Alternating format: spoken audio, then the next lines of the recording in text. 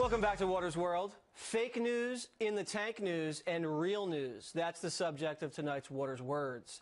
Americans are confused, and rightfully so, about the Obama administration allegedly wiretapping Trump Tower because we don't believe what the media tells us anymore. Here's an example why. On January 20th, the New York Times published a headline that read, quote, "Wiretap data used in inquiry of Trump aides." Reporter Michael Schmidt writes that U.S. law enforcement and intelligence agencies are examining intercepted communications as part of an investigation into possible links between Russia and Trump associates, and that the wiretap communications have been provided to the Obama White House. So, the New York Times reports the Obama White House knew there were people wiretapping Trump world? Sounds almost exactly what President Donald Trump tweeted about, right? But after the Trump tweet, on March 4th, here is now the New York Times headline, as it appears. Trump offering no evidence, says Obama tapped his phones. The headline was written by the exact same writer, Michael Schmidt. No evidence? People look at the headlines and wonder, is the New York Times not a good enough source? Unbelievable. And how about this hoax? On November 15th, a woman in Michigan reported to police that she was attacked by a man who scratched her in the face. She claimed it was a hate crime following the election of Donald Trump. But it turns out the entire story was fabricated. She scratched her own self in the face. She was depressed and made up the entire story. Now for some in-the-tank news. And just so you know, the next 4, possibly 8 years will be eye-opening because Water's World will be able to perfectly show the media double standard, how it covers the exact same thing differently. Example 1. A Republican congressman, Jason Chaffetz, received massive negative press when he said this about the new Republican health care bill. Americans have choices, and they've got to make a choice. And so maybe rather than getting that new iPhone that they just love and they want to go spend hundreds of dollars on that, maybe they should invest it in their own health care. The congressman received wall-to-wall coverage on cable networks for this so-called insensitive gaffe. But wait a second. I remember another politician saying the exact same thing and receiving zero negative press attention. Roll the tape.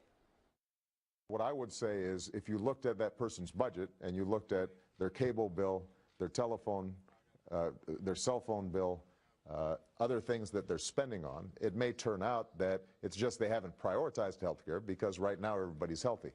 Nobody actually wants to spend money on health insurance. He said the exact same thing, but when a Republican says it, it's a gaffe. Example 2. Ben Carson said this a few days ago. That's what America is about.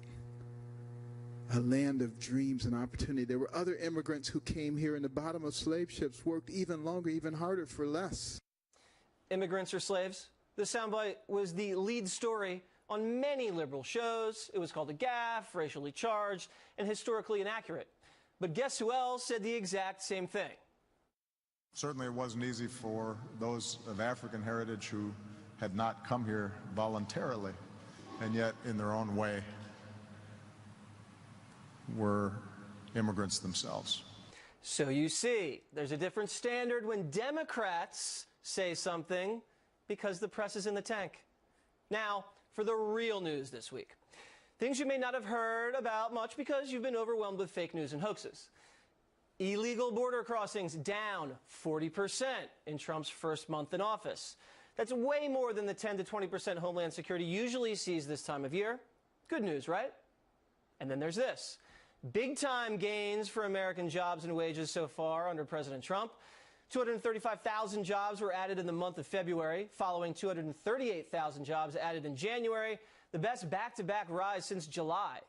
President Trump will be judged on his performance in office, so keep these numbers in mind. Speaking of big numbers, remember how department stores were dropping Ivanka Trump's line due to low performance?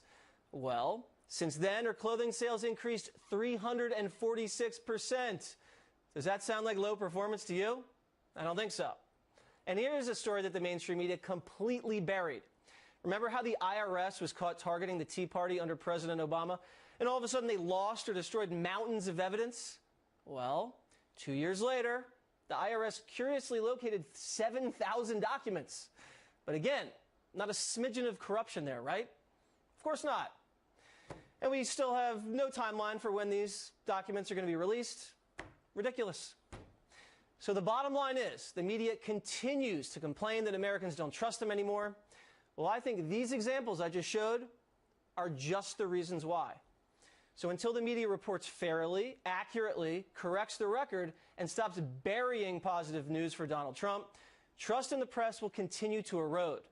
But you can always trust Waters' words to tell you the truth. And joining me now, someone who always tells it like it is, former Arkansas governor and Fox News contributor Mike Huckabee. So, Mike, tell me, what'd you think of the memo I just laid out? Well, Jesse, I am so disappointed in you. I always liked you, but I'm disappointed. You're such a cynic. How dare you think that the media is covering Donald Trump differently than they covered Barack Obama? I mean, where would you get such a notion like that, What's Jesse? gotten into me? I don't know. They must be pumping some fumes into the studio over here. Something has happened to you, my friend. Look, let's face it, the media hates Donald Trump almost as much as they loved Obama, and they love themselves some Obama. And so for 8 years, we've had them slobbering all over themselves, and he could do no wrong. Now we have a president who actually was elected by a lot of the people that have been snubbed and held in contempt and spoken to in condescending tones by the national media. And they elect Donald Trump, and the media still can't figure out how totally disgusted most of America is with their bias. Jorge Ramos, one of your best friends, Governor, said this we're tight. On Tucker Carlson's show the other day. Roll the tape. Many people who support Donald Trump, they think it is their country, that it is a white country, and they are absolutely wrong. This is not a white country. This is not their country. It is ours. Ooh, it is our country. What did you make of that, Governor? It's a racist statement, pure and simple. Think about this for a moment. He says it's our country. It's not a white country. No, it isn't a white country. It's a country that is made up of people who are white and brown and black and red and yellow. It's not a color country. It's a country of people who commit to living under the social contract of the Constitution and living in a land of freedom. It has nothing to do with anybody's color. And when Jorge Ramos says something like that, it is a statement of racism.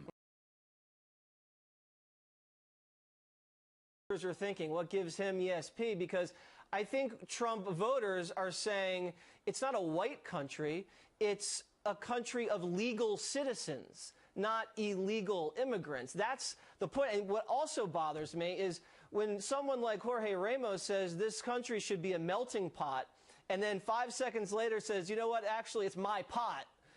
You can't have it both ways. Well, the whole idea of America as being a melting pot is that the flavors are blended together. That's what that means, a melting pot. We melt into one country. E pluribus unum, out of many, one. What he's describing is out of one, many. Let's go ahead and separate everybody into individual racial silos and cultural silos, and that is not what America is. Look, America is a great country because of the immigrants who have come here and have brought their unique understanding, but the one thing they always brought was a desire to assimilate into this country, embrace it as their own, and to be American. And American doesn't mean you're white, it doesn't mean you're black, it doesn't mean you're any particular color. It means that you love the idea that you're going to be held by your own personal responsibility and standards, not simply being put in with some group and you can't get any higher, and you are always going to be as low as whatever group you're in. That defies the very essence of this wonderful experiment in government called America. I wish Jorge understood that. Well, he doesn't. And last point, I think we all bleed red. Thank you very much, Governor. Appreciate you coming on.